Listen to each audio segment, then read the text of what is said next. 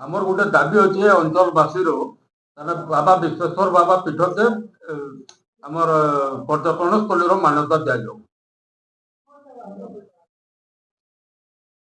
নমস্କାର ଆଉ ଉପସ୍ଥିତ ସମସ୍ତ ପ୍ରେସ୍ ଭାଇମାନଙ୍କୁ ମୋର ନମସ୍କାର।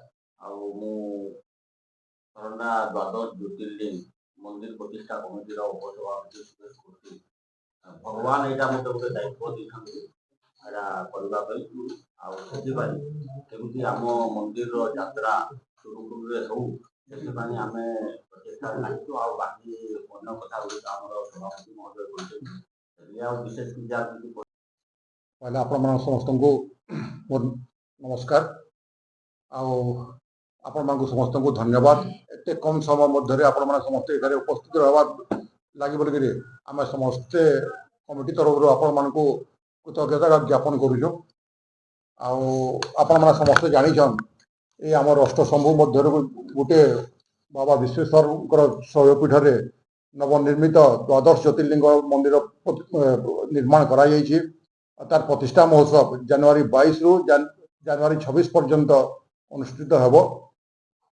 आपण माध्यम ए अंचल समस्त को मो हाथ जोड़ी निवेदन करुच्ची महोत्सव को आसिक से बाबा विश्वेश्वर आशीर्वाद भिक्षा करंतु। वर्तमान विभिन्न सांस्कृतिक हाँ आमर कार्यक्रम आज्ञा 22 तारीख रु आरंभ होगा जनवरी 22 रु सकाळ 7 बजे रु 8:30 मध्य अंकुर रोपण करा मंदिर प्रांगण रे 9 घंटा रु 11 घंटा 45 मिनिट मध्य वास्तु पूजन करा सकाळ मध्याह्न 12टारे आमर कलश यात्रा शुभारंभ होगा। यहाँ हूँ 22 तारीख प्रोग्राम सेपरी 22 रु 26 मध्य नाना प्रकार आमर वैदिक रीति अनुसार कार्यक्रम मान अनुष्ठित होबार अच्छे। बाहर सांस्कृतिक कार्यक्रम मान अनुष्ठित होबार स्थिरीकृत होती। आप 22 तारीख अपराह 2टारे महिला संकीर्तन परिवेशन करा संध्याराणी और डली सां द्वारा रात्र 7 घंटे भजन संध्या सुश्री प्राप्ति आचार्य और ग्रुप परिवेशन करेंगे। 23 तारीख शुक्रवार दिन 2टारे संकीर्तन कार्यक्रम अच्छी बुधु शतपति रेमंडा और गीतिरंजन साहू कुलुंडा। संध्या 7टारे पुणी भजन संध्या हेब कृष्णा और ग्रुप संबलपुर द्वारा। 24 तारीख रे मध्याह्न 2टारे पुणी महिला संकीर्तन हेब सुमीबाग और जमुना भोई द्वारा। संध्या 7टारे भजन संध्या कार्यक्रम अनुष्ठित हेब मानसी पात्र भुवनेश्वर और ग्रुप द्वारा। 25 तारीख रे कीर्तन धारार कार्यक्रम रही अंशग्रहण करेंगे विश्वामित्र पांडे अंजना देहरी डोलामणि महाराणा और ग्रुप। संध्या 7टारे भजन संध्यारे सुप्रसिद्ध आमर गायक पंकज जाल कलाहांडी आसिक संगीत परिवेशन करेंगे। 26 तारीख रे 2टारू पुणी महिला संकीर्तन आरंभ हम इतिश्रीकर और सरिता और निकिता द्वारा। संध्या 7टारे भजन संध्यारे श्रीचरण महांती और ग्रुप कटक आसिक संगीत परिवेशन करेंगे। एतार बाहर सबुदिन 5:30 रे महाराज जलंधर कार्यक्रम अच्छी। महाराज सबुदिन आम सरंडा ग्राम आखपाख अंचल परिभ्रमण कर स्टेज को आसवे और कार्यक्रम परिवेशन करेंगे। संध्या 5टारू प्रतिदिन लोक महोत्सव आयोजन करा 5टारू लोक महोत्सव हेब। आमर एरिया कलाकार मान प्रतिभा को आगू बढ़ावा प्रचेषा करा एरिया आमर आखपाख अंचल बालक बालिका आसिक लोक महोत्सव परिवेशन करेंगे। तार बाहर विभिन्न किस्म कार्यक्रम अच्छे। सबुठ इम्पोर्टाट कथा हूँ आपणकर सबुदिन 22 तारीख रु 26 तारीख पर्यंत 5 दिन व्यापी सर्वसाधारण भक्त मान प्रसाद सेवन व्यवस्था करा जहाँकि सकाळ 12:30 रु आरंभ होकर राति 8टा 9टा पर्यंत चलो। ଆପଣମାନଙ୍କ ଦ୍ୱାରା ଆମେ ଅନୁରୋଧ କରୁଛୁ ପୋଲିସ ପ୍ରଶାସନକୁ ତାଙ୍କୁ ଯାଇକରି ଆମେ ଅନୁରୋଧ କରିଛୁ ମଧ୍ୟ ଆଉ ଥରେ ଅନୁରୋଧ କରୁଛୁ ଯେ ତାଙ୍କର ପୋଲିସ ବାହିନୀର ସକ୍ରିୟ ସହଯୋଗ ଆମକୁ ନିହାତି ଜରୁରୀ है ଶାନ୍ତି ଶୃଙ୍ଖଳା ରକ୍ଷା କରିବା ପାଇଁ। ଆମେ ଆଜ୍ଞା ଏଷ୍ଟିମେଟ୍ କରୁଛୁ ଆମେ ଦେଖୁନ୍ ସରଣ୍ଡା ମନ୍ଦିରରେ ଶ୍ରାବଣ ମାସର ସୋମବାରରେ ପ୍ରାୟ 15 ରୁ 20 ହଜାର ଲୋକର ଭିଡ଼ ହେସି ତ ଏଇଟା ଗୋଟେ ବହୁତ ବଡ଼ ଆକାରରେ କରାହେଉଛି ସେ ଅନୁସାରେ କେତେ ଲୋକ ହେବେ ଆପଣ ମାନେ ଅନୁମାନ କରି ପକାଉନ୍ ପ୍ରାୟ 1.5 ଲକ୍ଷ ପ୍ଲସ୍ ଲୋକ ହେବେ ଆମର ହିସାବରେ ତ ସେଥିପାଇଁ ଆମେ ଆରକ୍ଷୀ ଅଧୀକ୍ଷକଙ୍କୁ ଆମେ ଅତାବିରା ଆଇଆଇସିଙ୍କୁ ନିବେଦନ କରୁଛୁ ସଶସ୍ତ୍ର ପୋଲିସ ବାହିନୀ ମୁତୟନ କରି ଏଟା ଶାନ୍ତି ଶୃଙ୍ଖଳା ରକ୍ଷା କରିବା ପାଇଁ ଆମକୁ ସାହାଯ୍ୟ କରିବେ।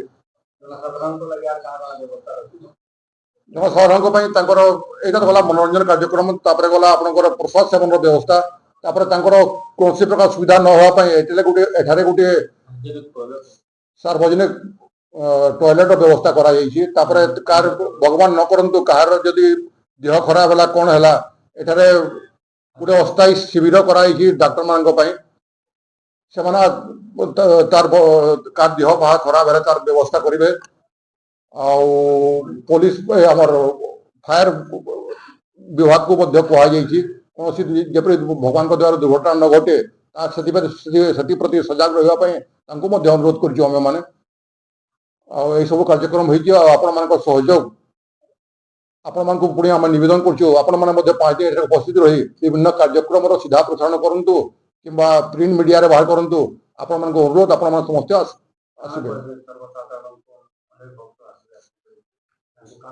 ସର୍ବସାଧାରଣଙ୍କୁ ମୋର ଗୋଟିଏ ଅନୁରୋଧ ସେମାନେ ଆସିକି ଶାନ୍ତି ଶୃଙ୍ଖଳାରେ ଧୈର୍ଯ୍ୟ ସହିତ ଭଗବାନଙ୍କର ଆଶୀର୍ବାଦ ଦୀକ୍ଷା କରନ୍ତୁ ତାପରେ ପ୍ରସାଦ ସେବନ କରିକିରି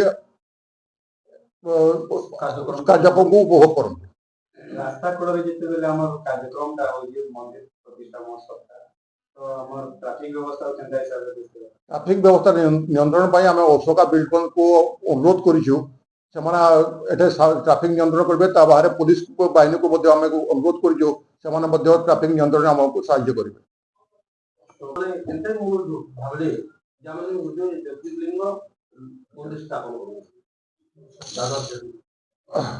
ଏଇଟା ଗୋଟେ ଭଲ ପ୍ରଶ୍ନ ଆପଣ ପଚାରିଲେ 2000 ମନେ ପଡୁନି 2007 ହେବ ନା 8 ହେବ କିମ୍ବା 6 ହେବ ଏହି ପାଖାପାଖି ଆମ ଗାଁର କିଛି ଯୁବକ ତଥା ଆଖପାଖ ଅଞ୍ଚଳର କିଛି ବ୍ୟକ୍ତି ତାଙ୍କର ଏଇଟା ଗୋଟେ କରିବା ପାଇଁ ମନସ୍ଥ କରିଲେ ଆଉ ତାଙ୍କୁ ସମସ୍ତେ ସହଯୋଗ ମଧ୍ୟ କରିଥିଲେ ବିଭିନ୍ନ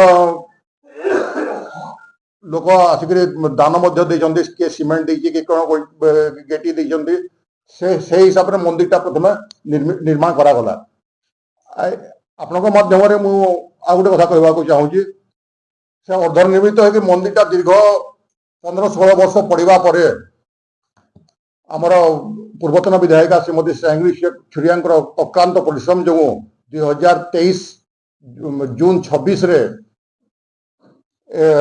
ପାଣ୍ଡ୍ୟାନ ମହୋଦୟ 5T ଅଧ୍ୟକ୍ଷ ଯିଏ ଥିଲେ ସେ କାଳର ସେ ମନ୍ଦିରକୁ ପରିଦର୍ଶନ କରିଥିଲେ ଆଉ ମ୍ୟାଡମଙ୍କର ପ୍ରଚେଷ୍ଟାରେ ପାଣ୍ଡ୍ୟାନ ଆଜ୍ଞା 2.5 କୋଟି ଟଙ୍କାର 2 କୋଟି 60 ଲକ୍ଷ ଟଙ୍କାର ବରାଦ କରିଥିଲେ 5T ଯୋଜନାରେ ଯାହାର ଫଳରେ ଦ୍ୱାଦଶ ଜ୍ୟୋତିର୍ଲିଙ୍ଗଟା ଅର୍ଦ୍ଧନିର୍ମିତ ହୋଇ ପଡ଼ିଥିଲା ସେଟା ପୂରଣ ହେଇପାରିଲା ଆଉ ଆପଣଙ୍କ ସମ୍ମୁଖରେ ଏତେ ବଡ଼ କଲ୍ୟାଣ ମଣ୍ଡଳୀ ନିର୍ମାଣ କରାଯାଇ ପାରିଲା। ପୋଖରୀ ପାଇଁ ମଧ୍ୟ ସେ 10 ଲକ୍ଷ ଟଙ୍କା ଦେଇଥିଲେ ମାନନୀୟ ପୂର୍ବତନ ବିଧାୟିକା ସେଥିରେ ମଧ୍ୟ କାମ ଅଧା ହେଇଯାଇଛି ଆଉ ଆପଣମାନଙ୍କ ମାଧ୍ୟମରେ ପୁଣି ଅନୁରୋଧ କରୁଛି ବର୍ତ୍ତମାନର ବିଧାୟକଙ୍କୁ ତାଙ୍କର ମଧ୍ୟ ସୁଦୃଷ୍ଟି ପଡୁ ଆମର ମନ୍ଦିର ପ୍ରତି ଯୋଉ କାମ ଅଧା ହେଇକି ପଡ଼ିଛି ତାକୁ ସମ୍ପୂର୍ଣ୍ଣ କରିବା ପାଇଁ ସେ ପଦକ୍ଷେପ ନିଅନ୍ତୁ। ଆପଣମାନେ ସମସ୍ତେ ଆସିଲେ ଆଉ ସେଥିଲାଗି ଆପଣ କମିଟି ତରଫରୁ ସମସ୍ତଙ୍କୁ ଧନ୍ୟବାଦ।